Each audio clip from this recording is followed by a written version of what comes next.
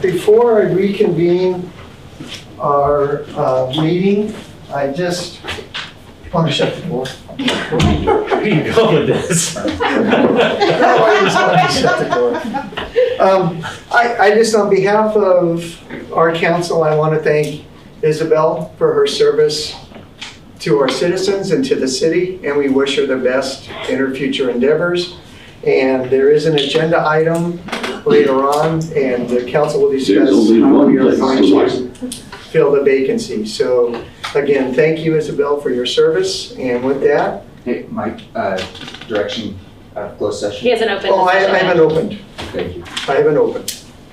So, so now we'll go to roll call. Yes. And we're going to call our meeting to order. Thank you. We'll call our July 15th, 2025 meeting to order. Roll call. Yes, Councilmember Vito, Here. Vice Mayor Shirato, Here. Mayor Shemente, Here. and Councilmember Borolio. Here. Would you all please stand and join me in the pledge? I pledge allegiance to the flag of the United States of America and to the republic for which it stands, one nation, under God, indivisible, with liberty and justice for all. We had two items in closed session. One was conference regarding real property negotiations and conference with legal counsel, anticipated litigation. Direction was given to staff on both. Thank you. And moving on to item 6, approval of the agenda as posted or amended.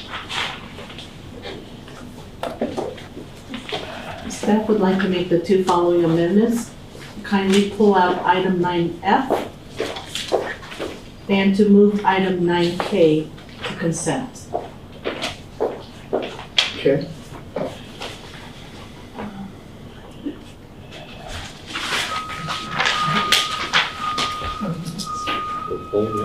Okay. Okay. Is there, We're pulling it. 9F. Okay. any other discussion? Anyone online, Michelle? No. Okay. Any discussion from those present? Hearing none, is there a motion? I'll make the motion to approve the agenda as amended. I'll second. There's been a motion and a second. Any other discussion? Hearing none. Michelle, roll call. Yes. Vito, Aye. Shirato, Aye. Shemente, Aye. Borolio. Aye.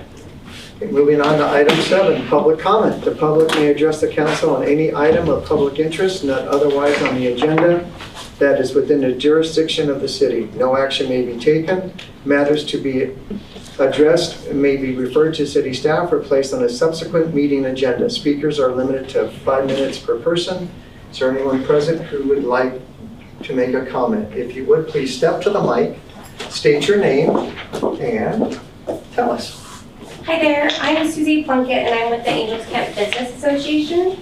And I'm here to just give you some updates of our current events and invite you to join us. The Farmers Market at the Angels Camp Museum, this week marks our 6th week of the 16-week season. The attendance has been steady and each week we average about 20 to 24 vendors. We expect more to be joining us as the growing season in Calaveras County starts to reach its peak. We invite you to join us and check out the wonderful vendors. Our after-hour business mixer, we're excited to bring our local business leaders to Prospect 772 on Wednesday, July 23rd from 5 to 7 p.m. This is a great opportunity to meet our new owners, Francis and Christina Johnson of Prospect 772, and check out the work that has been done and the plans for the future. Our ribbon cutting for the Gauntlet at Libertas Academy is Wednesday, July 30th at 5 p.m. The Gauntlet is a new obstacle course expanding the school's physical education program. And lastly, we'd like you to save the date for our annual holiday parade and festivities that are going to be December, Saturday 6th. Hope to see you there. Thank you. Thank you. Thank you very much. Thank you. And I have some flyers here on these events too. Thank you. Any other public comments? Alexander, can you turn on the mic on there? Yeah. So, my name is Alexander Micklethwaite. I'm a guest of the Shiratos. I'm here on behalf of the Bear Valley Music Festival. Really excited. I'm the conductor actually of the Bear Valley Music Festival since 3 seasons. I'm originally from Germany, made it to America a long time ago, love it here.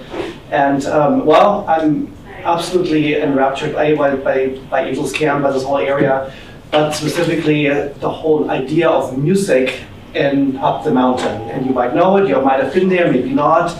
If not, well, we're starting this weekend with every Friday, Saturday, Sunday, 3 concerts, Super Diamond, and shows about Paul McCartney, etc., so bands. Then from it's coming Monday on, we have a full symphony orchestra coming up the hill. I just still can't believe it. Over 63 musicians that perform in the big white tent in the back of Bear Valley, that little enclave there. And so we do everything from Beethoven to the Beatles, Rachmaninoff, you name it. It is very exciting, and to have this tent of 500 people, you can get your dinner beforehand, your wine, and then afterwards something that you don't get every concert hall, you chat with the musicians, you chat with the artists, you can chat with the maestro, and have a pizza. You know, it's just very like relaxed, but you have your hiking and then you have your full symphony in the afterwards. So it's a real pleasure to talk to you all. It goes for the next 3 weekends, and well, maybe I see one or two of you. And mention Thursday at the museum. This Thursday in 2 days, you all know, of course, your beautiful museum. I've been there a couple of times now. In the back room, where they have the Donner shoes from the Donner Party, you know, they have, yeah. There's an old Steinway grand piano from 1873. One of the first 3 grand pianos in California. And we are doing at 5 p.m. a little event, like mixer, and then I will play Beethoven on that piano. We have to be really careful because it is quite old, you know. But it's a historic moment, and it will be quite exciting. So just that you know, this coming Thursday from 5 p.m. between 5 and 6-ish, 6:30 at the museum. Great, nice to meet you all, and nice to talk to you. Thank And I have to run actually. Can you go online for Bear Valley Music Festival? Buy Absolutely, it's all tickets? there. Okay. Yes. Perfect. Yes. And just Bear Valley Music Festival? That's it. .org. That'll Yeah. work. Okay. Nice to meet you. Thanks. Thank you. Yeah. Good luck. Yeah. Any other public comment? Anyone online, Michelle? No. Okay, so we're going to close public comment and move on to the consent items. Item A is approved draft minutes of July 1st, 2025. Item B, receive monthly AP checks and treasurer report. Item C, adopt resolution number 2547, authorizing State Route 49 road closure in the city of Angels Camp for the Bret Harte High School Homecoming Parade and Rally. And item K, right, adopt resolution number 25-52, thereby approving the professional service agreement between the City of Angels and JBS Landscaping Company in regards to providing landscaping services for the Greenhorn Creek LLD community. Does any council member want to pull any of those items? Yeah, well, I appreciate K being moved up consent items. I think it's where it properly belongs. I do have to pull that item in order to recuse myself. So I'll make a motion for 8, or no? we have to ask. Oh, sorry. Does any public want to pull a consent item? Hearing none, seeing none. Is there a motion to approve A, B, and C? So moved. Second. There's a motion and a second. Any I other, get to vote on something. You get to. any other discussion? Hearing none. All in roll call. Michelle? Yes. Behill, Aye. Sharado, Aye. Shemente, Aye. Bolio. Aye. Moving on to item K, I make a motion to approve. Second. There's been a motion and a second. Any other discussion? Any discussion from the public? Anyone on- Behill, Yeah, good. you I'm recused. recused. Okay. Sharado, Aye. Shemente, Aye. and Bolio. Aye. Okay. Going on to 9A.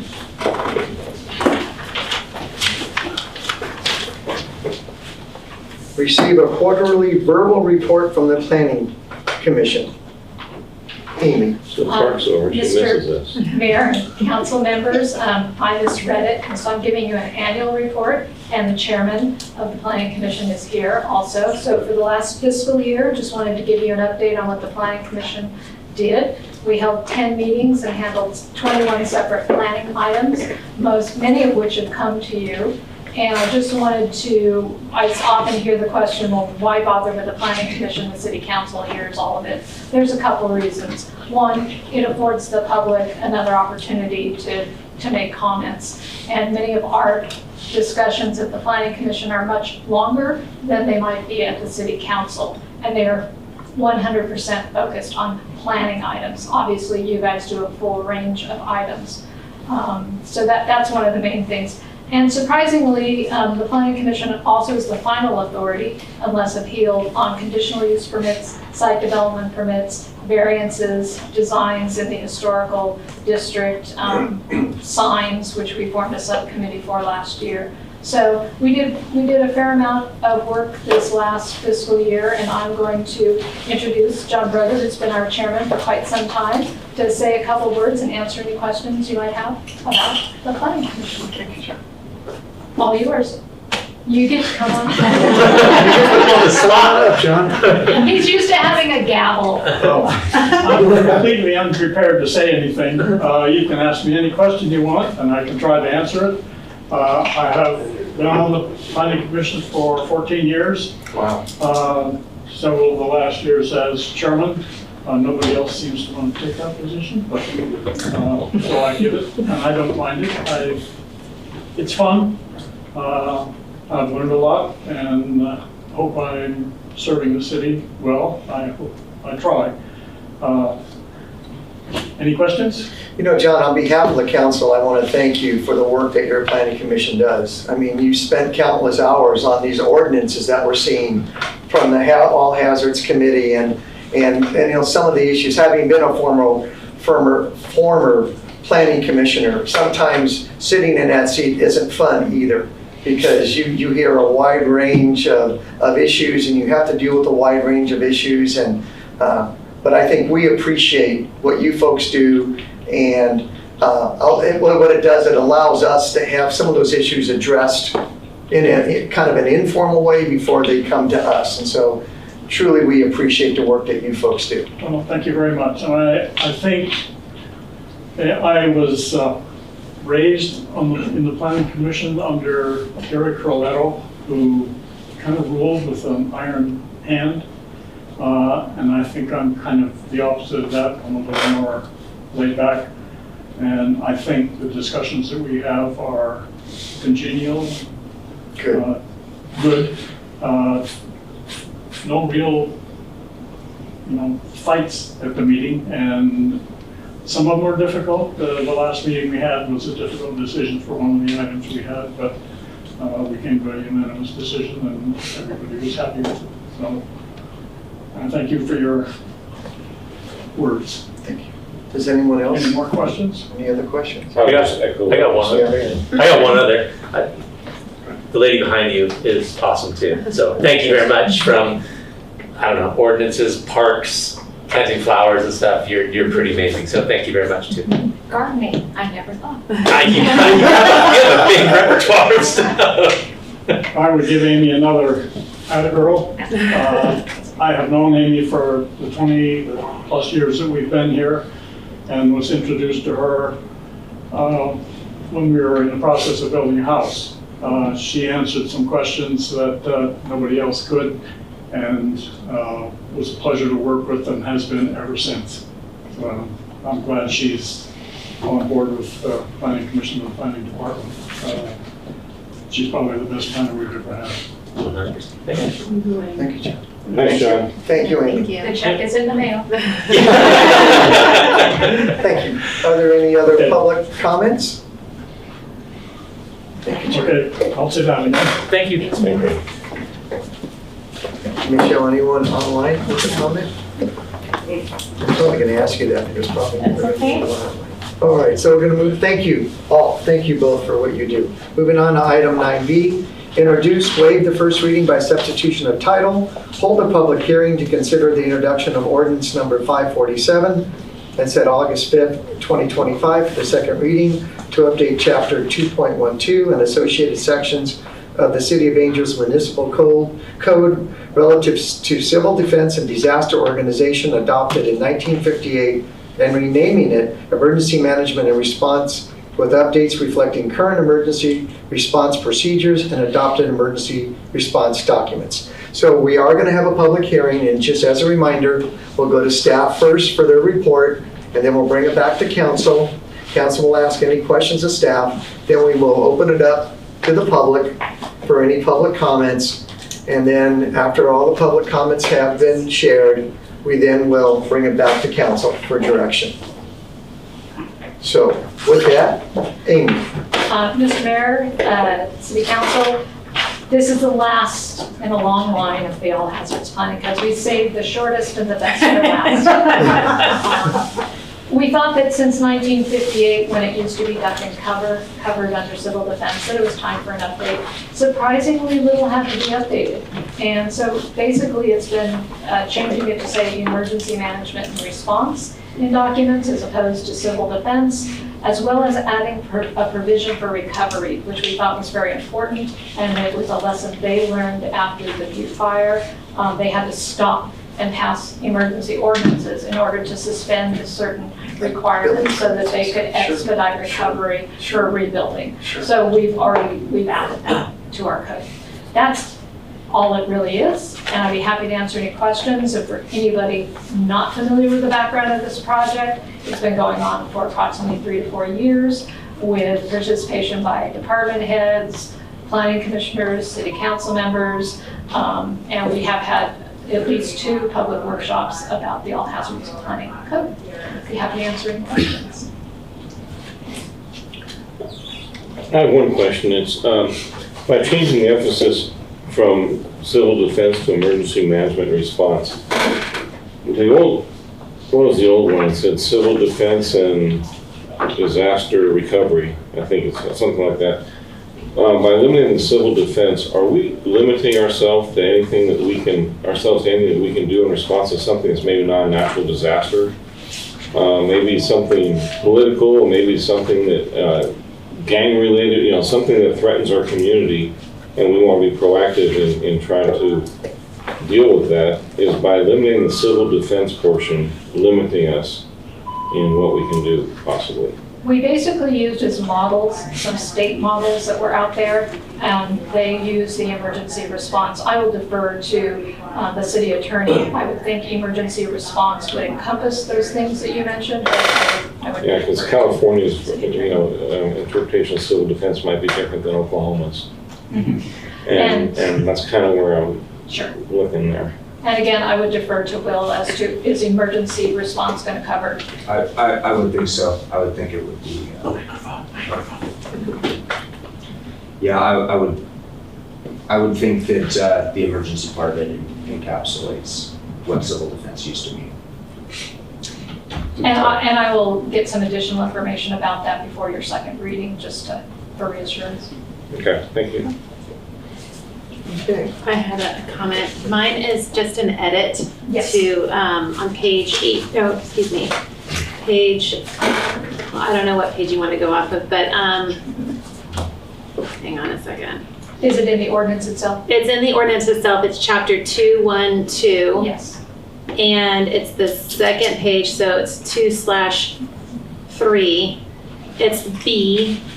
And it says the city administrator as director of emergency service who shall be vice chairman. It should be vice chairperson because you made the change earlier to vice chairperson or chairperson. So I just want to be consistent. Shall we do that? That was the only edit I had. Thank you. We can do that. So any other comments from council? Hearing none, we'll open our public hearing. Any comments from the public regarding this item? Michelle, anyone online? No. Okay, hearing none, we'll close the public hearing and bring it back to the council. And we only need this moved to hold the second public hearing on August 7th. I'll make that motion. I'll second. There's been a motion and a second. Any other discussion to move this to the August meeting? Hearing none. Michelle? Behill, Aye. Sharado, Aye. Shemente, Aye. Brolio. Okay. Item C, introduce, waive the second reading by substitution of title, hold a public hearing, and consider adopting ordinance number 548, amending the setbacks in the industrial zoning district. Mayor and council members, this was done at the request of a property owner of an industrial parcel. As I mentioned at the first reading, we only have approximately 4 parcels, actually a half dozen parcels, all on Murphy's Road, except for the foundry, which is located next to current city hall and the police department. Our current code restricts the amount of area that they can build on, whereby putting it as a measurement from the center line of the road, we can protect future roads and also give them additional room to develop on our limited number of industrial parcels. So we are proposing this code amendment for that reason, and I would be happy to answer any questions. Any questions from council regarding this item? Hearing none, again, this is another public hearing. We'll open it up to the public for any comment. Does any public have any comment regarding this item? Seeing none or hearing none? Nothing online. Nothing online? We'll bring it back to council. And is this, we can take action tonight? Yeah. Okay. So is there a motion? Well, I do have one question. Okay, question. Maybe I'm a little too serious, but we're changing the front setback to the, fronting roadway times 1.5, whatever. And also on the exterior side of the corner lot, it says same as front. On rear, it says principal building 20 feet, accessory building 5 feet. Do we want to incorporate the same new setbacks to the rear of the building also if it's on the roadside? We could. I believe we would want to take it back and bring it back again because of that change and re-legal that so that people would know that was something we were doing. I would ask perhaps that you go ahead and approve this and make a recommendation for us to bring it back with those changes only because we have a current pending application Yeah. and the person is Okay. anxious to. I'm not necessarily advocating that change. I'm just asking if we're talking about the front and the side of the building, why not the rear? Well, Excellent question. So, okay. Yeah. This, I'll follow your advice on this. okay. So with that, is there a motion? I'll make the motion. I'll second. So are we taking it Making the as? motion, making the No motion as action. is. As is. As is. Okay. As is. Okay, Yeah. so there's been a motion and a second. Any discussion from those present? Michelle, anyone online? Hearing none, call for the vote. Behill, Aye. Sharado, Aye. Shemente, Aye. and Brolio. Okay. Item D, adopt resolution number 25-46, thereby approving change order number 9 for Utica Park Lightner Mine expansion for $452.42 for exterior kitchen lighting and recognizing $43,627.34 in owner allowance credits to the city. Amy. Mayor and council members, I hope this is the very last time that I bring a change order for Boyer, but in doing a closeout for the project, we discovered that a whopping $452.42 had not been accounted for the exterior kitchen lighting. So we are asking that you approve that change order. There was plenty in the budget to cover it. And as well recognize those items that were removed from their contract and the amount of credit back to the city from that that resulted, so that we all end up with the same number when we're done, and I'd be happy to answer any questions. I have a question that's not quite related to the lighting, but it's related to the drinking fountain hydration stations. Yes. Do you have an update on when those are going to be coming? Yes, we're trying to work, we actually asked Boyer if they could give us a cost proposal for installing them because our public works department is so far behind. And as soon as we get that, we will bring it to you. I have it tentatively scheduled for August the 5th. Okay. But we're going back and forth with Public Works, trying to make sure that we get them installed in the proper manner so that the wastewater goes where it's supposed to go.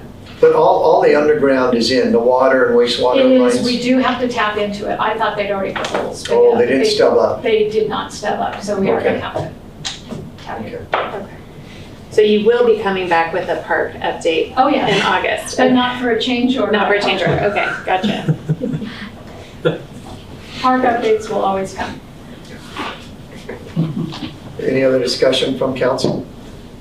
Yeah, is this more of just an accounting thing than anything else? I mean, I can't believe we're at council talking about a $450 item that's within budget. So unfortunately, because of the amount of this, whenever there is a change on this, it exceeds the spending authority of the city administrator. So we've had to come back to you whenever, no matter how small they are. We've tried to start putting in a buffer of like $1,000 here and there so we don't have to do that. That's But what I we're doing. did not, haven't started doing that yet. Any comments from the public? Anyone online, Michelle? No. Okay. Is there a motion? I'll make a motion to approve resolution 2546. I'll second. It's been a motion and second. Any other discussion? Hearing none? Behill, Aye. Sharado, Aye. Shemente, Aye. Romeo. Aye. Item E, adopt resolution number 25-50, thereby approving the agreement for city financial services between the City of Angels and the local agency formation commission of Calaveras County, which is LAFCO, with a start date of July 1st, 2025, and a $300 monthly payment due to the city for said services in fiscal year 25-26, and with said monthly payment increasing to $420 beginning fiscal year 26-27. Mayor, she's gonna, just if I could return just quickly, just one point from the last item. Yes. If council wants to, they could direct us at the end of the meeting to change the city manager's authorization. If you want to get rid of those kinds of items, could be like $5,000. Most cities allow $25,000 as kind of the standard amount. So if you want to do that, then we could It's possibly. actually 50, but because the whole contract is over that, when we had a change order. What I'm saying is you could do it where the change orders, even if the contract is above the changes, if that, so that you can make that change. So this is just returning real quick, just so that you could give that direction if you want us to bring something back that would allow Yes, that. please. Thank you. But you can, sorry. Okay.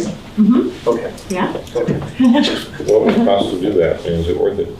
Yes, yes, it is. Amy's saying yes. Your planner's saying yes. For staff time, yeah. So I'm forgetting. Okay, so we're on item E. Okay. Pam. Mr. Mayor. No. Since 2009, Calaveras LAFCO had been contracting with the city for financial services, and includes accounting, financial review, and financial services. And in turn, the city receives a monthly payment of $300. And this has been the norm since '09. Now, staff had been revisiting our contracts, and one of the revisiting was the terms that we had with LAFCO, and the executive director and I had a very good conversation, and we basically agreed for this fiscal year to just stay right now for the 300, but following the next fiscal year to increase it to 420 to pretty much kind of follow this, the amount that so we could recoup our amount. So it could be cost recovery for staff.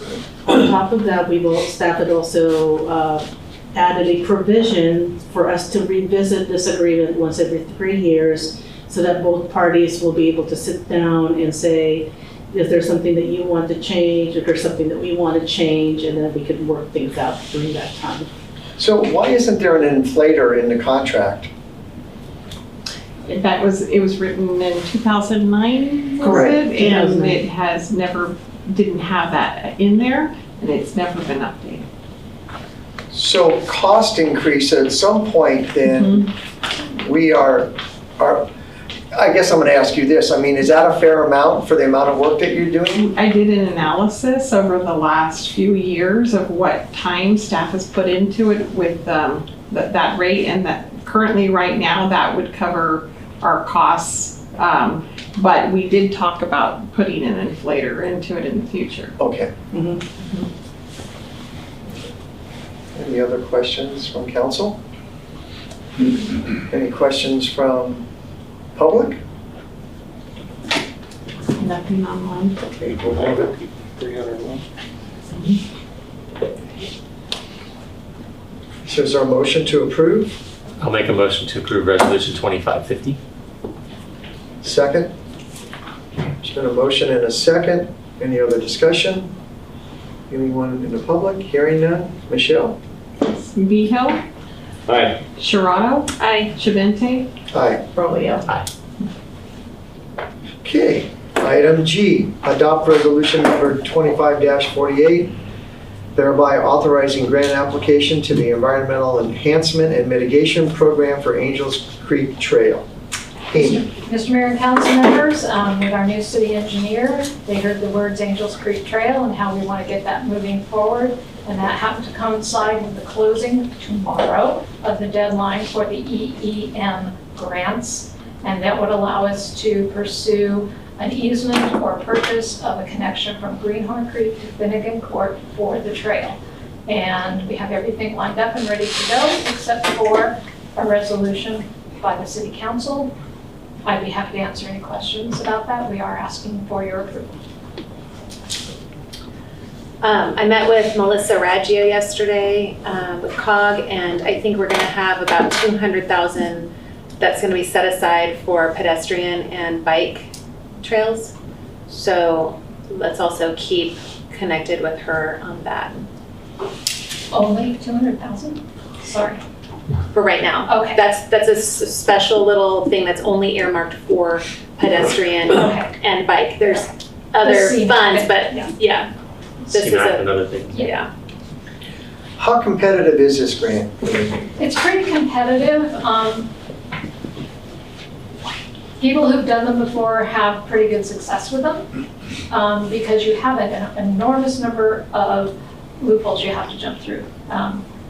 So getting the application in is the big thing. If you can get it in, you can find a willing seller, you can get your resolution in place. We have our environmental document approved.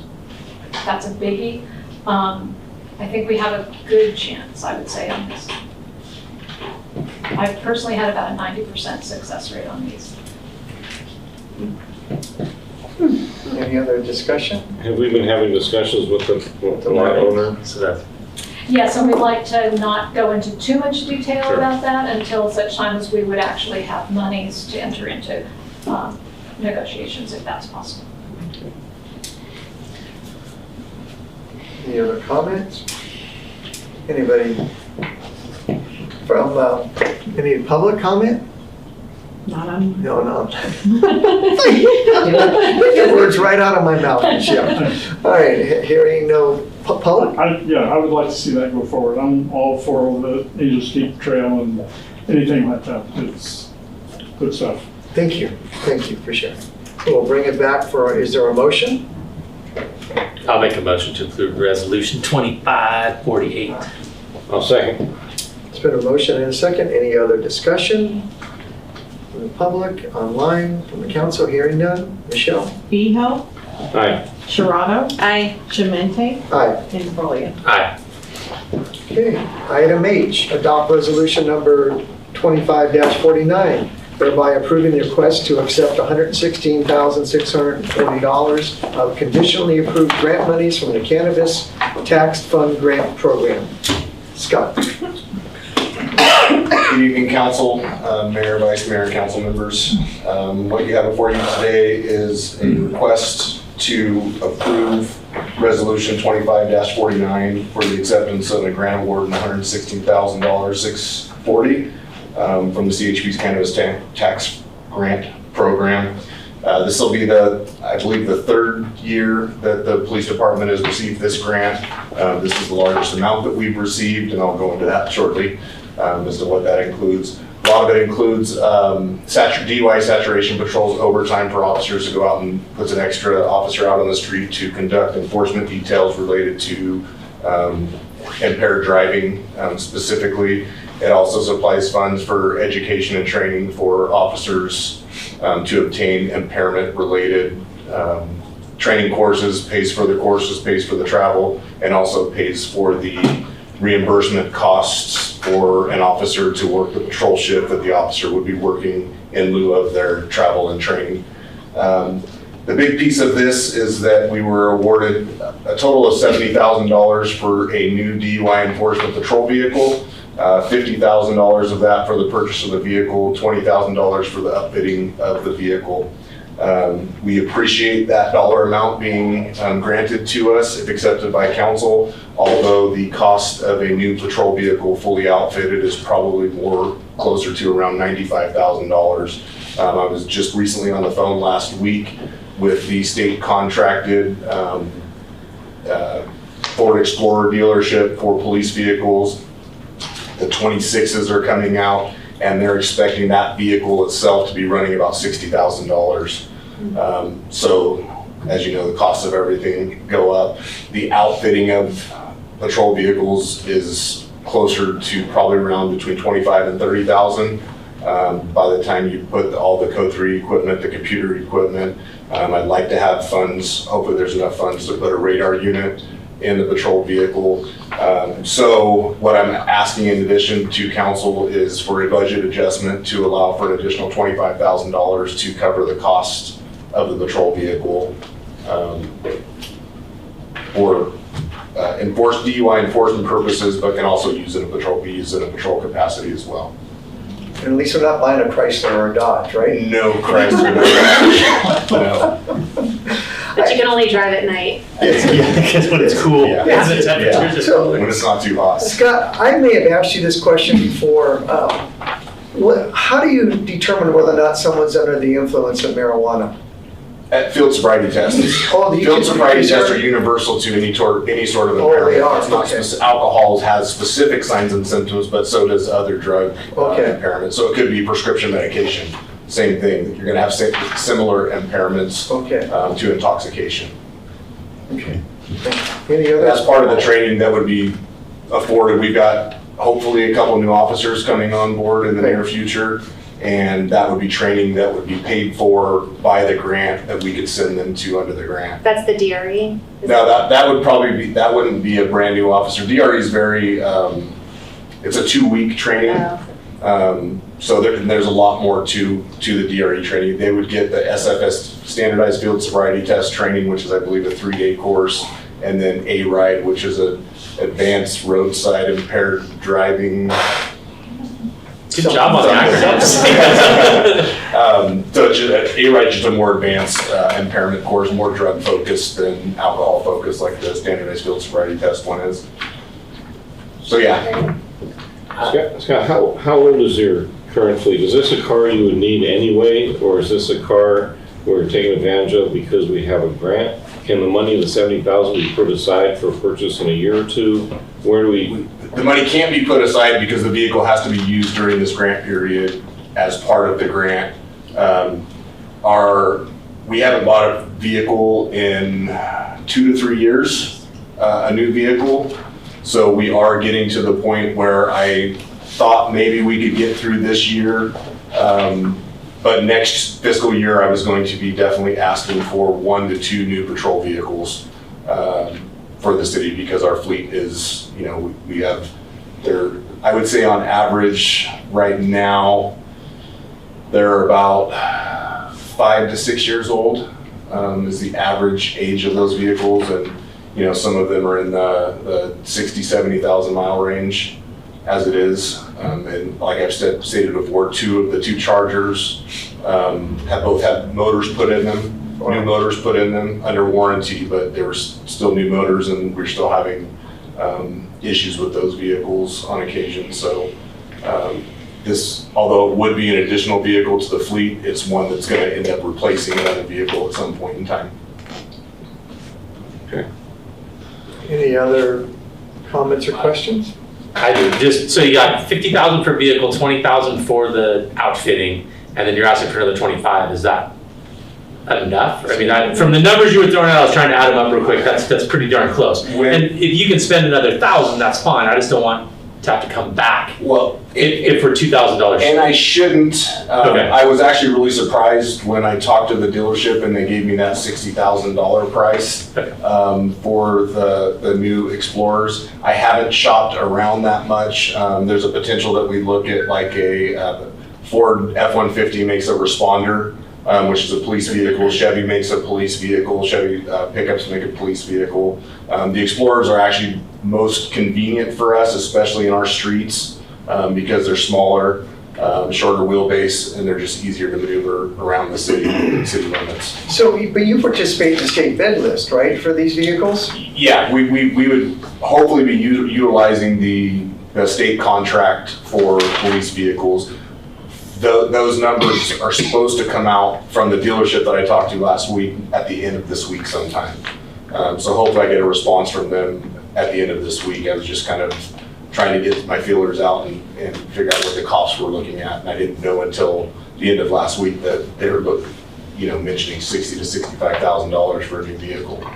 So I guess in answer to Alvin's question, do you think this additional $25,000 is going to be enough? I think we can make it work. There's so many bells and whistles that you can put on police vehicles these days. I mean, there's lights on the sides that units have now, and I could probably spend $50,000 on upfitting a vehicle if we wanted to. I just don't think it's necessary to spend that much. And then I guess my other question would be for you. Yeah. Because we're pulling 25 out of the general fund reserve. Is there any money in TOT to pull? Is there, can ARPA be spent towards this at all? ARPA can be spent towards this. Yeah, we discussed ARPA. There's a small reserve for TOT we could pull. Okay, and if you're thinking the best spot to pull it is from there, I just didn't know. I was making sure we covered all the bases on where to pull it from. Yeah, I had just thought the general fund reserve this year, we brought in more interest revenue than expected, about 100,000 more. And so I know we have that in there that we could pull from that, just the interest we earned from our investments. And with the ARPA money, we could do the economic development with that. We can, and then set it aside for future frog bucks. Perfect. No, that's awesome. So that was my recommendation, was to look at some of that interest savings or increase we had and use some of that from the reserve. Thank you. I'm all for it. Thank you. Thank you. Any other questions from council? Any questions from the public? Please, state your name. So I have a few questions in regards to the vehicles that we currently have and that they're aging. Do you have an outlet to sell them for whatever you can get for them? We do. Every so often we do, basically goes on a government surplus site and they get sold, resold. Which goes back into the budget? Which goes back into the budget. Vehicles or just in general? It's been a few years. I know last time we did it was a couple years ago and the monies came back to the departments for the needs of the department. I mean, what we get for the vehicles, I know isn't much. When it's a vehicle with $100,000 with police wear and tear on it, isn't a whole lot of money. And then you were talking about the Ford Explorer, which is a small SUV or crossover, whatever you want to call it. Why that instead of a car, a passenger car outfitted? There's no police models are specifically built models for police vehicles. There's no other. The Ford Explorer is the only. Ford Explorer and Dodge Durango are the only, and then some trucks that they have now and then they do still do the Dodge Charger, I believe, but we don't want to go that route because we've had issues with the Dodge Chargers. Okay, so basically you're looking at Ford and they don't have. There's no more sedans. They don't make police sedans like that anymore. Okay, I was just wondering because obviously smaller the SUVs and crossovers. Yeah, we still have a Ford Taurus Interceptor, which was actually a good car, but they discontinued making them in the police. I mean, we should bring back the Crown Vics. They were the best. Yeah. Right? They were like tanks. My kids want them now. Dude, they're amazing. They're still running out there. I know. Okay, well, thank you. I just wanted some clarification on that. So I do have a question now, Scott. So when you decommission a vehicle and you pull all that stuff off, do you repurpose? The stuff that we can. Okay. Sometimes historically, the radios that have been in them, we've been buying new radios. So if a new radio has been placed in it as a replacement to an old one, then we'll pull that out and reuse that equipment, and anything that is reusable. But a lot of like the light bars and stuff are specific for the vehicle that it was on. So if you don't get the exact, and even a year in an Explorer could change that, where it no longer fits that model anymore. So we will use what we can once we strip everything out, and we basically give it to the vendor that we choose that does the outfitting, and they'll tell us if they can reinstall this equipment or not, and then purchase what we can't reuse. Thank you. And then I have a question for Michelle or Pam. Is it necessary to give us that 42 pages of budget stuff? Yeah, I I was scrolling for like 50 pages. I mean, there's a ton of pages. So I don't know if that's just a cut and paste or if it's grant package. if it's necessary for us to have all that information. I was We grateful. talked about adding links. Sure, a link would be Maybe good for that would that. be something that would be. Yeah, because it's all your budget codes.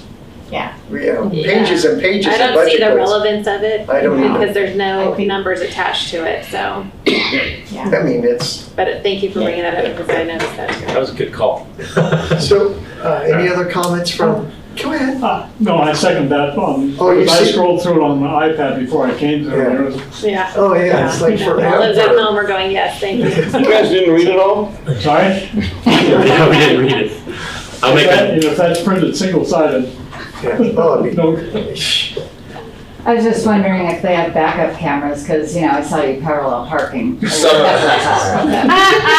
them do, some of them don't. Sorry, but had to. Okay, so with that, we've had public comment. There's anyone online, Michelle? Is there a Nobody motion? online. No. I'll make a motion to approve resolution 2549. I'll second. Okay, there's been a motion and second. Any other discussion? Hearing none. Michelle? Behill, Aye. Sharado, Aye. Shemente, Aye. Brolio. Aye. Thank you, council. Happy shopping. Okay. Review alternatives and identify exhibits to use as a basis for future design and funding efforts in regards to the Napa Auto Parts site, and adopt resolution 25-51, which memorializes the selection of Sam's Way parking as a project's official name. Aaron. Good evening, Mayor, members of the council. A couple months ago, we talked about approving a budget increase to develop conceptual plans for the former Napa Auto Parts site. And in your package today is two concepts that were developed for this site.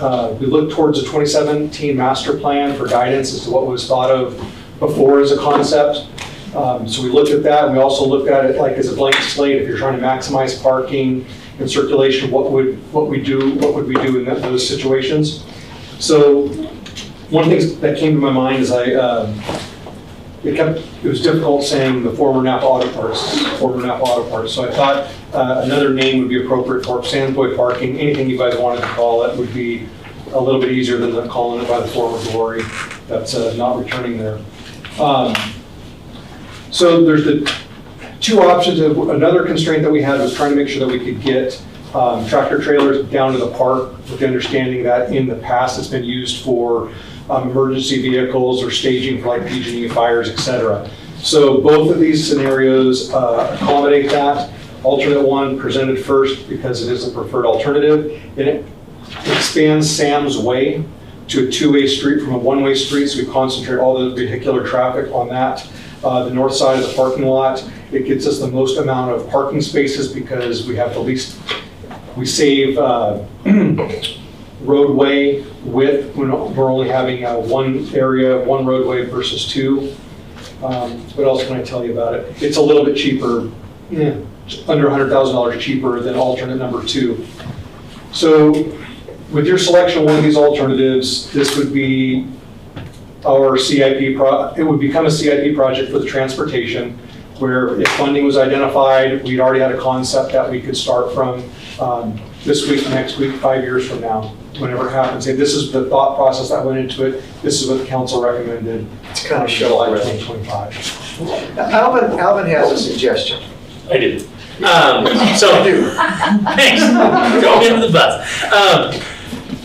So, for me, I like concept number 1, but I like where the road, if we can move the road to the other side, if we could take that Sam's Way and flip it on the other side there, part being, we had comments, I think from at least one person, maybe 2, about traffic coming down that street and that play structure being right there.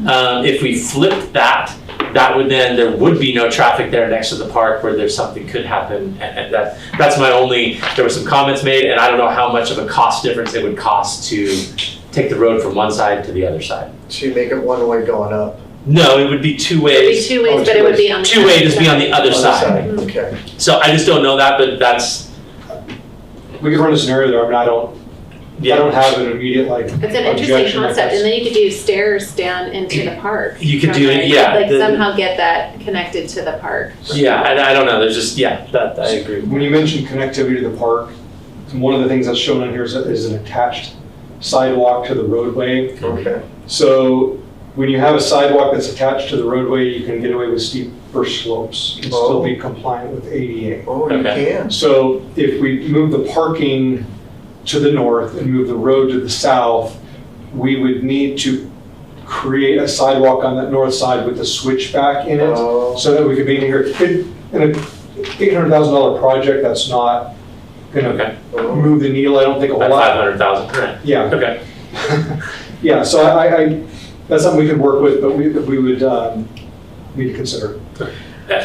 And you guys can shoot it down too. It was just an option that I thought of, that it was brought up by public comment a couple different times, and it moves traffic away from that park area right there. So that's all. And also avoids having to cross the street with kids and stuff to get to the park. Right. And Park adjacent. and I do love seeing the traffic, because I know PG&E used that for a staging area at one point. There was a PSPS, we had a cooling center down there.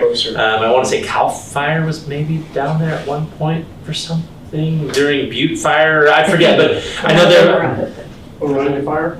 So Riley Fire, but either way, there was some. So either way, I'm happy that we're addressing the entrance and exit. So Aaron, you envision this is a block wall that would be constructed for the lower story to retain the separate. I'm sorry for talking over you. No, please, no, you, go ahead. The retaining wall could be a block wall, it could be a MSE wall, which is The stackable. stackable. It's a retaining wall for the purposes where we're at now. With my designer, we talked about an MSE wall where I've done it before where they're vegetated, so it could grow some kind of, Oh, be green, it wouldn't be just a big prison wall. I mean, if you're looking at a big concrete wall, just trying to break that up. But then, if you put trees along the bottom of it, that may be a way to mitigate the aesthetics of a big wall. and then there's obviously some kind of railing on the top level, right, to, Yeah, 'cause, I mean, what, are we thinking less than 4 feet, or I'm trying to, Probably 7 to 9 it's feet. gotta be more than that, right? 7 to 9 feet vegetated wall is what it is. So So you get a railing across the top. Okay, And almost put a roof over the top. so a railing, okay. And we can change that design too. If there's money that comes forward for roofing, or is there anything in there? Is there anything that says solar or anything? I'm just throwing out keywords and things that get grants, like electric vehicle charging. Well, we were Is supposed that- to do that there anyway. Right, so there was already a PG&E service here at one point. So are those words in there to help get any grants, is my question. We could add those words to it. It's not foreclosing on any opportunities to add those to it. If there was a grant came available for EV charging stations, that made it work. Right now, we've got a concept that we're looking for about $800,000 to build a park. Okay. If we needed to add electricity to that, we would need to add that to the cost, but presumably the grant would cover that. Okay. The question would be, is the grant for the EV charging, would it cover any more Right. to get the parking lot there? Do we have to come up with 800,000 and they'll provide the 100,000 for the electrical upgrades? I'm not sure. Right, exactly, okay. Do we have any kind of information regarding how much parking space is needed in that area? Is 38 gonna suffice? 44. 44, but I don't know. Amy, do you I have see any, 20 and 18. what our deficit is? Alternate one was 44. We'll take as much parking as we can get. So we're in a deficit then. So if there's big grant money, can we extend, is the elevation significant enough to extend that top one over the top of the bottom one? Make it a true two-story. Make it a 2-story. Like I said, those options are available. We got a 9-foot space between it. I would think we would come off of that existing space, the top level, and then put an elevated structure there. I think it can be done. We're getting a permutation. I mean, it's easy to. You can engineer it. What's that? Well, we can You can engineer it for a cost. So, right. It could be done coming off the high side, going over the top. As far as how many additional spaces we could get, we could quantify a number there. I mean, I could do that. 15 or 12 or something. Yeah, so is it worth the Yeah. additional Right. cost? So So Aaron, this is just vehicle parking only, correct? There won't be any RV parking or anything like that with this They're not number of designed spaces? for RV parking. Okay, I'm okay with that. I just want to clarify. So of the two options, I worry about accessibility, you know, the more parking spaces, with these two options, I worry about maneuvering and getting, you know, vehicles in and out of the parking spaces. Because you're talking about a defined space, correct? Correct. For both of these. Yes. So that's standard parking lot Right. design like you would find in a supermarket. Okay. Standard 90-degree parking. It's not luxurious. I mean, That's 44, it's like. it's what's required. Right. If you have a How many ways? F-150 police vehicle, maybe a little bit more difficult than the Explorer. Might getting pick up. around there. Yeah. Shaded one? Okay. I like design one. It doesn't have one way in, one way out. But like I said, the only thing I would like to do is flip that road edge, but if we can leave it like that for now, and if that's just if that's at the time of a grant, we can say that we want to move it, I'm fine with that too. Or however we do it. Or we don't even have to do it. I'm good. I like I work in the having. direction of the council. No, I So if you guys like wanted to that. flip it, There's a lot of benefits to moving Sam's Way to the Yeah. other side, so it would be great to see that concept. I think it'll be a little bit more expensive than the options that are shown on here. It'll be Yeah. more There's already, expensive than both Sam's of Way these. is already a cut in there, right? Correct, and it's already partially paid. I mean, it's got some Right. intrinsic or inherent benefits to it. So moving it will be a little more expensive, but Yeah. We could look at that and you could provide direction. So Well, I think that, Does anybody like option 2, or is anybody sold on option 2? No. So can I make a motion then, or if it pleases the council, I just have one to see other. the dollar difference? Well, I think that the difference is going to be the ADA ramp. Because, that'll be part of it, plus Right. the paved, Plus the additional structural section for the road that we've got to. but in terms of being responsive to the citizens, and in our mind, what's a safer avenue? I mean, I don't know if you can put a dollar amount on that. I mean, there is going to be the ADA ramp, but it does negate everything that we heard about a car going down that lane and veering into the park. I And think it does. it makes it a little bit more, it's easier for families, as someone mentioned, to take their family to the park and stuff. Yeah. I mean, you can't, but I do have a But question. at the old park, did we have a rail or anything there before keeping cars from going in there, into the park? No, but there were all those There's like hedges. a lot of hedges. There was a whole bunch of hedges, small trees I and mean, stuff. did we have an incident that we can? No, we didn't. Okay. I'm just wondering, like, the park's been there, like, what, 100 years, so. I'm just throwing out the public comment that was made, and I'm just, yeah. So, before you make your motion, I have a question. Do we know why it's called Sam's Way? Is it Sam Choi? See, it's either that or it's Samuel Clemens. Oh, because of the park? Probably climate. It's probably. No, it's because Mark Twain statue. Yeah. Because of Mark Twain statue? Maybe. That'd be my guess. Because they Sam used to Choi be building's there. down here. So, Yeah. okay. I always assumed it was Troy, but I think it was. Well, Chinatown's on Bird's Way down there, Yeah, right? That's too exactly. far, right? There's the- Okay. That's why I think it was Clemens. All right. So now, is there a motion? Wait, did you do public comment? Yeah, Oh, I haven't done public comment yet. I'm sorry. Public comment. Could we see a picture? Because we don't have any graphics. Slide on up. I mean, I know, I'm trying to conceptualize what you guys. Maybe let's see a picture, I can show you. So this is option number one. He's showing. Who's got that? Okay, We don't have- 49. The Yep, TVs and then weren't Sam's waiting to syncing make it up. wider to get- I can try again. No, you don't have to. And then what is very loud? Mr. when I Broder, you turn wanna it look? on? Oh, You should have moved your whatever. item. Yeah, take this and move it here. Okay. And then, You enjoy We have to land in the room? so you can just slide everything on. It's not my item, I just want to So make sure. Well, I you meant- I meant and that then for this item out, so that you're- we'll be swapping its locations. And then that's the two out now. I think the one set with the 2017 Green Street plan. I just told them. But this is the one that council likes best. That ADA. They like this one best. That's gonna be a- That is gonna be Considering expensive. Could be. Could be. And so you were saying one, but moving the road because of public comment prior Yeah. to this meeting, which I've heard Right, so take it, about. take and swap this road from here to here, you would slide this that way. Right.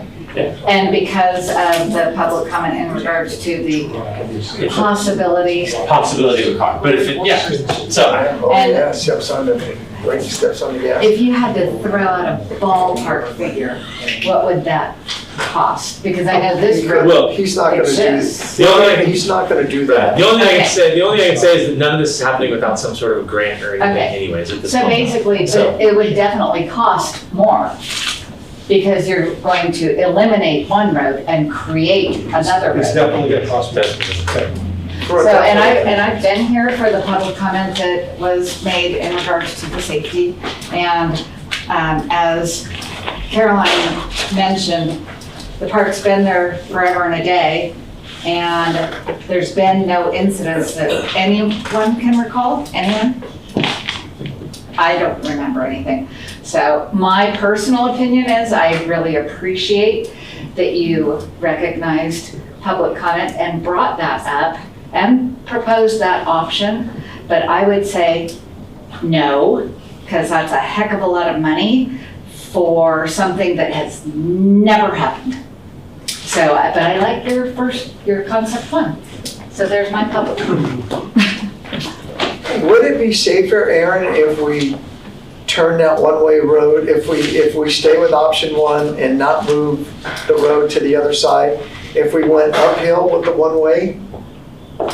So people are coming out of the park, instead of coming down into the park, they go out of the park? So go to option number 2 and just change the circulation Yes. direction. Yeah, Or what about putting up just a little bit of guardrails in the park? We can plant trees and in a few years they'll grow. Well, there So- are some trees there. I know, there'll be, Amy- then those Amy's got trees some will grow. comments. Amy's So- got comments. so Amy, chomping at the bit. You know, I was just gonna suggest you could always put bollards. Oh, yeah, the ball, bollards. yeah, All the way Alright, there we down the go. road. right, Problem solved. problem solved. So I would make a motion, let's, we already Okay, any know. other public comment? Anyone online, Michelle? Nobody online. Okay, hearing none, there's a motion. I make a motion to go with option 1. I'll second. There's been a motion and a second. Any other discussion? Is there also something that we're supposed to change the name of, We're To Sam's adopting Way it as parking. Sam's Way parking lot. Sam's Way parking lot. That's what we're referring it to. and with alternate one? Yes, alternative 1. Okay, there's been a motion and a second. Hearing no other comments. Michelle? Behill, Aye. Sharado, Aye. Shabante, Aye. Broleo. Aye. Okay. I like the idea of frog bollards though. Make it cute, you can make it cute. Item J, discuss, consider, and select option regarding vacant city council member seat. Pam. Thank you, Aaron. You're welcome, thank you. Councilmember Isabel Moncada resigned on July 1st of 2025. Her resignation made a vacancy into the council seat. Staff is providing 4 options. We've had outlined in our staff report. And regardless of whatever option has been selected, staff had already done the legwork of announcing the vacancy, which is a requirement that needs to be done per state. 15 days. Yes, so the 20 days and the 10 days, you can't fill up the seat. In addition to that, there's special provision when it comes to filling a council vacancy. And ergo, that's why we're having 4 options that we're presenting for council discussion, consideration, and selection. So the first option is to appoint a successor by an application and interview process. Staff had outlined a calendar in the staff report, pretty much starting from Tuesday, July 1st, which is day 1 of the resignation, and ending with the swearing in of the new council member as selected on Tuesday, August 19th of 2025, and follow the schedule. So this would include advertising on social media, advertising on Calaveras Enterprise, soliciting applications, council having an interview process, and pretty much making a decision on who to appoint. So that would be option 1. This proposed schedule would give us an advertising period of 22 days, and it will allow for an additional 11 days should council decide that additional time is needed, just in case all the applicants have and council didn't like anybody in there, they would want to set a time that gives you a little bit more room to continue working on it. The second option that we propose is the appointing of the successor through a straight nomination without undergoing the application and interview process. So pretty much if you have somebody from the community that you have in mind that would be good to fill in the seat, it's a nomination process, and then pretty much if there's a consensus and a vote of the council, then that person would be appointed. That would be, again, this timeline starts with the resignation, which is July 1st. The earliest opportunity to administer the oath of office, should you use this option, will be Friday of July 25th. This will give us 20 days to work with in case you want to go to another candidate. So the process has to do with you nominate and the candidate must accept the nomination, which is the reason why we have a contingency, a buffer time. The third option is to use the last election result and to appoint the candidate with the most votes to fill the vacant council seat. So based on the last election, the 2 candidates that were not selected in council were Ms. Kelly and Mr. Fish, with Ms. Kelly having a greater lead of 827 votes compared to 769 for Mr. Fish. So should City Council choose that option, what would happen is that you would go first to ask Ms. Kelly if she would like to take the appointment, and should Ms. Kelly say no, then you go to Mr. Fish, and if both don't accept the option, either you go to another option, or what happens is if council doesn't have any consensus to take either option 1, 2, or 3, or should the council wish to go this route, the 4th option is the special election. And the special election would be the most costly out of all the 4 options. So with the cost of conducting a special election is approximately $7,500 if it's held on June 2, which aligns with the primary election, or $35,000 should you have an election on April 14th of 2026. So when you think about April 2026 and November being the seat, that's campaign season, it's not cost effective to go this route. Although it is an option should the council will it. Aside from that, there's another drawback that you have is a vacancy in the city council. It will result in an even number of council members for months on end. This will potentially could result in decisions not being made because of a split vote. And with that, staff would like to hear feedback from the council on what they would like to do. Doug, do you have any comments first?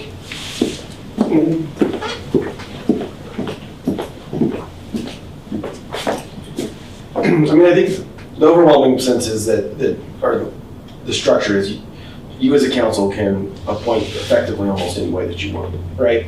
The criteria is that they just have to meet the qualifications to run for that office, so they have to be a resident, they have to be a registered voter, things of those natures. I mean, obviously, our recommendation would not be to do the special election because of the cost and time that's involved. All the other options or hybrids of them are available to you, and you can use the calendar as presented or not use the calendar. We just have to we have to make the appointment within 60 days, or else we automatically trigger the special election. So that's the reason for the calendar being so important. But again, you can look at these options and you can do hybrids of them. You can call special meetings if you want to do it. It's not required to do it at a regular meeting. We just have to have the appointment take place 60 days from July 1st. Yeah. Wow. Thank you. Any comments from council? I'm a big fan of throwing out the net and seeing who comes to us. I'm good with that. Cities. From the public, and then Yeah. Well, we can, but okay. Yeah. So council has suggestions, any suggestions from the public? Seems like you have two people that are already qualified. It's only so that we can get it recorded. Yeah. No matter which option you choose, it seems like you have two people that are already pre-qualified in those that didn't make it at the last election. It seems to me the thing to do would be call them and see if they're interested in doing it again, and then it goes quick. Thank you. Veronica? Make sure the mic's off. Yeah, Press the button. Turn the mic on. You press the button for me. It's okay. Thank you. You're welcome.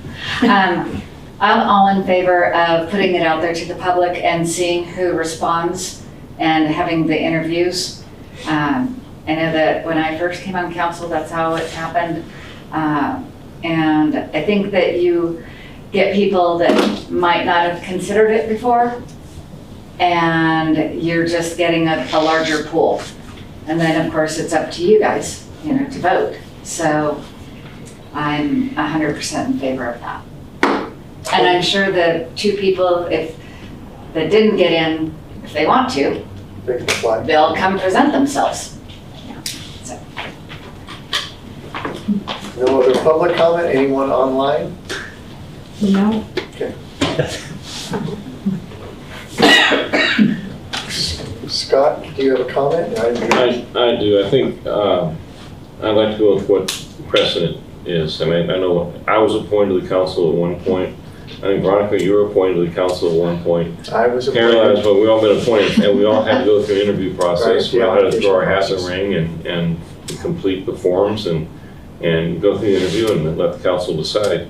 And looking at the appointees in this room, I think they did a pretty good job. So I'm for going that route. The other ways are as far as I can recall, are unprecedented. Right.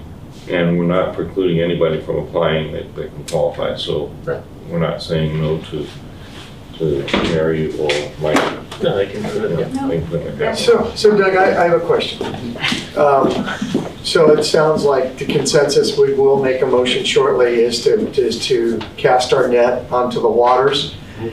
If no one applies, does that trigger anything? I mean, we've done our due diligence. Do we have to go back to the other options? But it wouldn't trigger a special election if no one applied. No, I mean, so this is a voluntary process, right? Okay. The only thing that is the trigger is the 60 days. So Okay. you're working within that. So I think for today, in addition to looking for direction in terms of the method, which it seems like there's consensus as to what the method will be, then I think you have to work on your calendar, as to how long you're going to advertise and things of that Okay. nature, because you don't want to wait till the last moment. Okay. And you do want to provide some time if, God forbid, you check somebody's qualifications and they turn out, like even if they were at the last election, but, maybe they moved and they didn't realize that their address is no longer in the city. We've had that happen before. Or they're not a registered voter, so, because they got purged from the voter ranks for maybe not voting. So we gotta, in the event that someone doesn't meet the qualifications, You just want to make sure that you have the ability to pivot in the time to do that. And say no one applies, this council would just stay 4-0 then until the next regular election? Well, until the special election, wouldn't be a regular election, it would be a special election. For purposes of the city, because it's not on a regular timeline. So we don't have an option of staying 4 as opposed to spending $35,000 for an election that will last 12 months? No.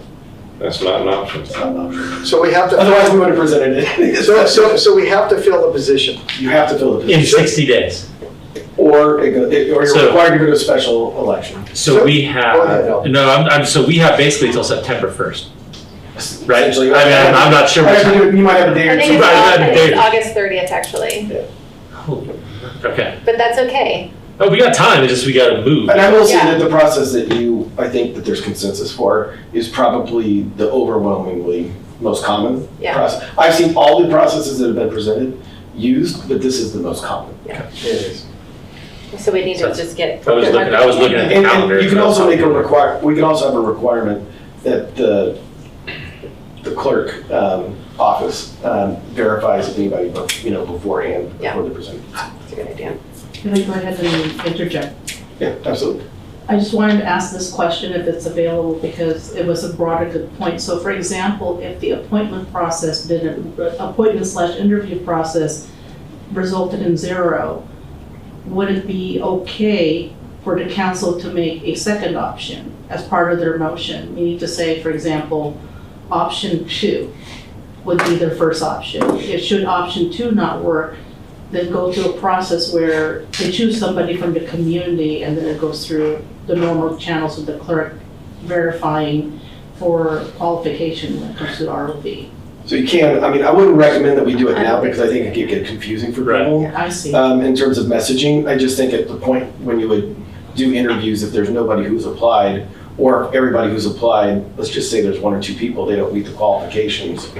I've seen high school students apply and then, that they're not voting age. So, and they might be one of the only. So then we would ask you for a recommendation on another route, and probably because of time, just to be, clear on what the recommendation would probably be. It would be a direct appointment at that point. But again, common process. I feel good about it. But I want council to give input as part of this item as to how long you want it advertised, because there's a trade-off. The longer you advertise, the less time you have. So that was actually a question I had. Is there a specific time that we have to advertise this? Is it a week, 1 day, 5 day? I mean, we just have to advise it. And you don't even have to advertise. You don't technically have to advertise. Everything that you're doing, I want to reiterate, this is a council-driven process. You can do as much or as little as you want. Like I said, today, well, not today, but at the meeting, once the time period is up, you could literally just say, since Veronica's here, you drew the short stick, and if she accepts, then she would meet it. So you could do it. That could be the process of so it's just it's a council-driven process. I want you to feel like you can do anything that you want, so long as it's within the parameters that we set, which is they have to meet the qualifications to be city council, has to be done within the time frame. So our first August 5th meeting may be too soon, but obviously we could interview at the 19th. What's nice about that meeting is that we actually have an extra week in July where we have a 2-week break, which is unusual. So I actually think that gives us enough time. Yeah, so for August 5th? Yeah. Yeah, so what if we opened it up? I've been looking at my calendar. Today's the 15th. If we opened it up until the 29th, would be closed. And then on the 31st, well, what was it? No, 1st, you would have agenda packets out that would give us enough time to look for the 5th meeting. So the only recommendation I make to take this into account is to give the clerk's office sufficient time to verify that the people who, so that way you're only to vet them. Okay, so how about the 20th? We close the 22nd, or I don't care. Close on the 25th. That's next week. Okay, so the 29th gives, well, the 30th, is that what you're saying? The 30th gives 2 weeks, and then would that be enough time though by the Right, I don't think it is enough time to vet it. Meeting to vet it out? So if you closed on the 25th, that'd give a week and a half. If we advertise tomorrow, the 30th is exactly 2 weeks, or do you think it should be like the 28th? I'd close on Monday, that's fine. The 28th, you could vet those couple days and have the agenda out on the 1st, because the agenda would have to be out on the 1st. The city administrator might be able to give you a little bit more feedback on just that. How long it would take to verify that information? Normally, verification process with the ROV doesn't take that long. So pretty much what happens is that the applications received on the clerk's office, calls to the ROV will be received, or an email. And normally within a day's time, they turn around, they said this person qualifies. Okay. So that you wouldn't wait until the last day to do all of them, you would be doing them as they come in? Yes, the common practice that the clerk's office would do is like as soon as it's received, we do the qualification process. Okay. And so on the schedule that's in the packet, it looks like we're advertising on social media starting tomorrow, but then we have to wait 8 days to put in the enterprise, and that's causing a delay. So do we eliminate the enterprise ad? We could eliminate the enterprise ad, however, the thing about it is that we want to cover all bases. So right now, for example, there's two notices. There's two types of notice. The vacancy, that's a mandated announcement. We've already done that already. The second one is the application process, which we're going to, firstly tomorrow morning, we're going to put out. And we could advertise in Calaveras. So their timeline is we send them the ad this Friday and it runs on Thursday the following week. That's the problem. They only come out once a week now, I think. So yes. But the thing is, by that time, starting tomorrow, it had hit social media and the websites and posted on our bulletin boards. Pam, could you do a news release though? We can, sir. And that would be better. That would be better, and that way we'll hit like the radio stations, Park Broadcasting, My Mother Lode, we could get it all covered out there because they cover both counties. Yes. Yeah, so if you do that then, because according to this schedule, by waiting till the 24th to advertise in the paper, then you had the application cutoff was the 6th, which is the day after our meeting. Right. And so I think we can easily slide that up a few days by doing the press release. The press release is a good idea. And then, so the 5th we can make a decision probably, or just. I think so, because I don't want to put ourselves up against that hard deadline You don't either, want to where keep it it to kicks into a special election or something. We got to, you know what I mean? That gives us a little more cushion of If we have to time. go out and shake the trees, I really don't think we're having a problem. I don't think so. I don't think so either. I think it'll be fine. We have nobody wants to be a part of this. But who knows? So, Okay. Okay. So we'll bring it back. Any other comments from the public? You're not gonna have any problem. Everybody already has been talking about it. right. Yeah. So people. I've been getting text messages from people asking Right. about it, so I think we're going to find something. It's a small town. Yeah. Okay, so bring it back to council for a motion. I move that we choose option number 1 to fill the vacancy. And that's to appoint a successor by application and interview. I'll second. It's been a motion and a second. Any other discussion? Any discussion from the public? Michelle, any discussion? Not online. Hearing none? Roll call? Yes, Behill, Aye. Sharado, Aye. Shemente, Aye. and Brolio. Aye. Okay, moving on And to the timeline was enough? We got it all? Okay.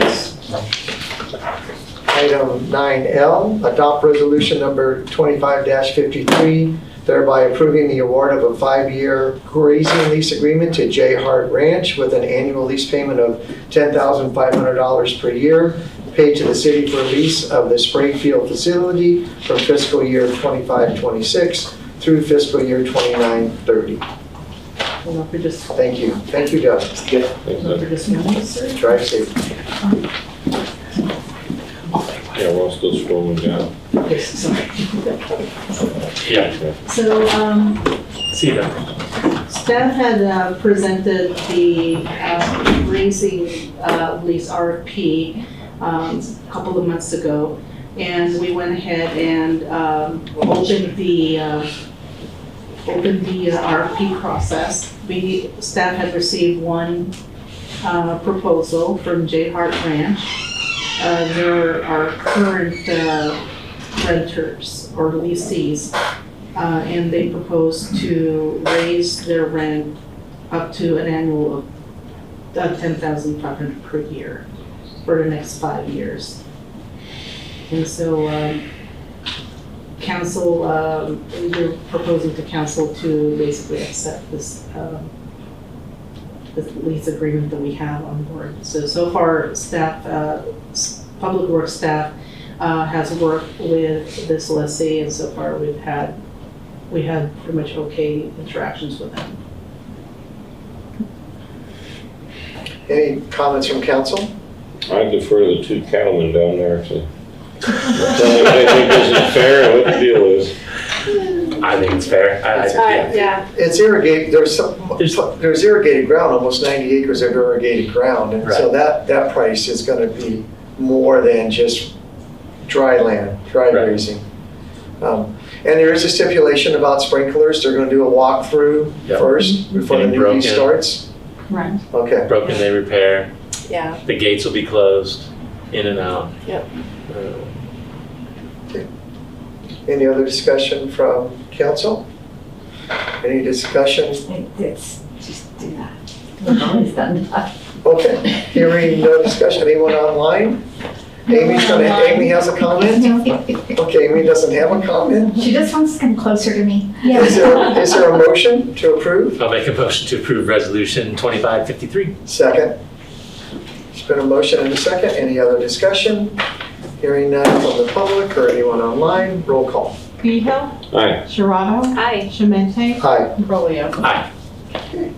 Moving on to item 10A, provide information and update regarding the Local Agency Formation Commission, MSR, Municipal Service Review for the City of Angels. Oh, that's why he was moving over there. Mr. Mayor, Council, this is not something you have to act on. It's something that has to be done every few years, but I wanted to give you the opportunity to see what the conclusions were in the draft, which will be released to the wider public on Thursday, possibly as early as Thursday.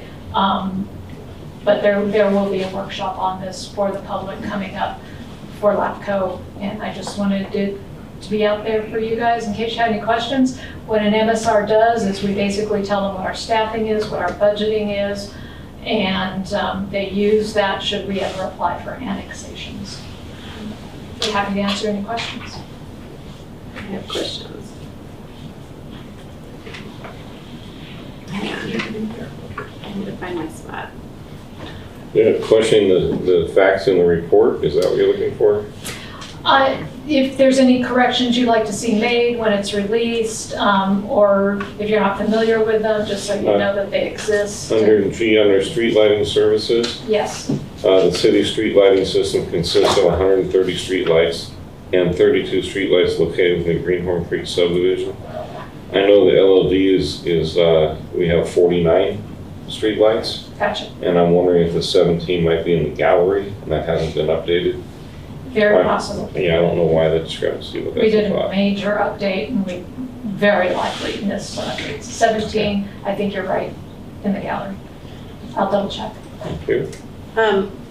My question was under facilities. Yes. And there was like this little box with MSR determinations on shared facilities for the City of Angels. In 4-2, the city could investigate ways to reduce administrative costs through computerization and or shared services. And I have one that was like, aren't we doing this already? Yes. Okay. So that was one, and that was on page 239 of our packet. Sorry, I don't know what page it is on the thing. The other one I had was on page 240, and it's 5-5-1. Oh, and it was a what does this mean? So it's MSR determinations on government structure and accountability for the City of Angels. 5-2, the city should strive to implement the most efficient manner to provide administrative services. What does this mean? Yeah, it's been, believe it or not, that's gone through the same process. That's probably been in about a half dozen MSRs. But yeah, I'll ask John to make that an English statement that actually says something. Yeah, my next question is in that same block 5-5. It says the city should continuously maintain and regularly update its general plan. And I said, is this happening, question mark? So yes, it is. That's what I thought. We actually brought a few to you over that And- since 2009. And That's all I have. In that same block, there is no 5-3. Oh yeah, there's no 5-3, sorry. See, these are all Where are things you, that sorry? John was working on. I forgot to mention that. Skipped over that. I'm in the box. So anyway, and I'm usually good at my head. And police and fire, I'm assuming, have reviewed, They provided the information. they provided the That information is being included, that John is using, yes. And it was way off, some of that stuff they had. that he had. Yeah, it was really old stuff. Okay. And then this is not the sphere of influence, though, this is just a. It will include. It will. the Will that include a sphere of Yep. influence? That's section 6. Yeah. Okay. Any other comments? That was all mine. And we'll send out a notice when we know when the public workshop will be. There's been some back and forth about And exactly. does John lead that public workshop? Who leads that? At the moment, he is still leading it. He's semi-retired. Yeah, I'm but retired. is he gonna be here? Yeah. We're meeting tomorrow Yes. regarding that item. Oh, you guys are? Oh, Yeah, we've Okay, got 4 applications for a new LAFCO. okay. I think this was sort of the last thing on his list. He wanted to make sure it was Right, done it was before he done. left, but, Yeah. yeah, Okay. we talked about that. Told him he couldn't go until this was adopted. Any other public comment? Present or in person? Not online. Okay. Any comment from council? Thank you, Amy. Thank you. Moving on to item 11, administration report. Thank you, Mr. Mayor. Speaking of system implementations and stuff like that, as mentioned in the MSR earlier, staff continues to work and programming for a new financial software system. We're working hard to get it done as quickly, efficiently, and accurately as we can to complete our new system programming. So with that, we thank our utility billing customers for their patience and understanding. I also thank our finance director, Michelle Gonzalez, and the finance team for their continued hard work and dedication towards the success of the project. So Michelle, thank you very much. I had a question on that real quick. So does everyone have to, if you're on auto pay for July, will the auto pay go through in July? So we have to send in a check, even though it says, on my bill it said auto pay. I'm all, Yeah. do I double pay? I don't know. Right. So Right. We're asking if you'd like to pay it to go ahead and send in a check. We just received our card reader today. okay. Oh, So that'll be we're it. hoping to get that up. And so in another week, we're hoping to be able to take payments in the office through that. Okay. This week we go live with our first payroll, so we have a double whammy. So that's been the focus until next week. Okay, so send in your checks, Send in everyone, your check for July. if for you're on auto July. pay. If you're on auto pay, if you don't realize it and you miss it, there will not be late fees. Great, no We're- late fee. Grace, everyone. there's a grace period. Don't take advantage. And then we will be reaching out to everyone who was on auto pay previously to help them get set up and get them the new information once it goes live. Excellent, thank you. Everybody's been very understanding and they come into the office Good, and good. it's been positive and they did get their letters. I got so- the letter. I opened Letter, it. yeah. They I knew it was right? So that's. I'm gonna come in and yell. Yeah, you come in, yell, we have chocolate, it's very happier. She has good chocolate in her office. And the new hire seems to be helping. Taylor has been Taylor has helping done a quite a bit. nice Yeah, job. it's She's been very nice to friendly. have her and just with some people out of the office, it makes Yes. it nice that we have that An third additional- person up front. Sure. So, yeah, Yes. an extra body, She's so doing a nice it's job. nice having her. Thank you. Anything else, Pam? Yes, we do. So speaking of new hire, welcome Taylor Wilson aboard. She's Yes. awesome, she's great. She's got a welcoming smile on her face, so we've all welcomed her. Then staff met with COG and the Calaveras Regional Transportation Plan Public Agency Consortium, RTPAC for short, with staff going through the city's list of projects pertaining to roads and traffic circulation related improvements. So staff will report back to the city council as we progress through the process. But so far we've got good feedback from the consortium that we've pretty much got we're pretty organized, and so we're looking forward to continuing to work with them and with COG. And speaking of COG and Caltrans, staff will be participating in a pre-construction meeting with Caltrans and all its contractors for the Safe Streets project for a pre-construction this Thursday, July 17th of 2025. The $7+ million project involves the construction of ramps, sideways and driveways in the city from Brett Park Road to Capella Drive. As of now, the project construction start date is August 4th of 2025, with the project estimated completion date will be January 9th of 2029. I'm sorry, what was the kickoff time? Kickoff time is August 4th of 2025. Project estimated completion date as of now is January 9th of 2029. 2029? 2029. 4 years. Wow, a 4-year project? Correct. I think it was a long time. Wow. But I could be, I didn't think it was that long, but I remember it being a couple of years. I don't remember being that long either. Yeah. Okay. Staff will continue to work with COG and keep them informed about this development. Staff will also request Caltrans to include this project as well as other Caltrans city projects during their quarterly updates before City Council, just as I promised us, so that everyone will be kept posted. And that is it. Thank you. Thank you, Pam. Any questions regarding the report? No. Moving on to council reports. Alvin? I didn't have any COG or anything like that, or yeah, I'm trying to think. I met with myself. I was great English. In a meeting with Mr. Warnock, Scott, and myself met discussing the Angels Camp Fire Department, their future needs, working with Alpha Maloney's, surrounding fire stations, MOUs, anything like that. We kind of talked with Johnson to gather some more information before we kind of come up with a decision.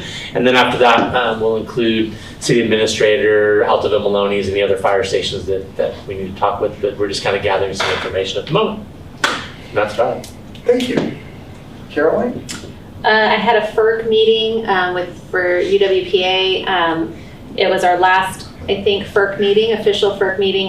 The application for Utica is completed, but the application for Angels Camp is not. And so our consultants are still working on that. We were hoping to get it submitted for the exemption on Friday, but it was not able to be done. So we're hoping this week or beginning of next week.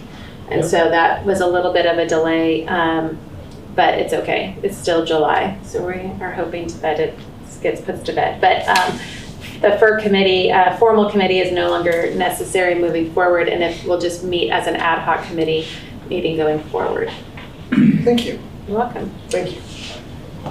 Scott? Caroline, how long is the interim general GM there, Dave? He's only planning to be there 3 months to maybe 6. He doesn't really want to be there that long. So our next meeting, we're going to talk about the GM position and recruitment and what the board's going to look like on that. Is there talk of not replacing him until after we get the FERC response?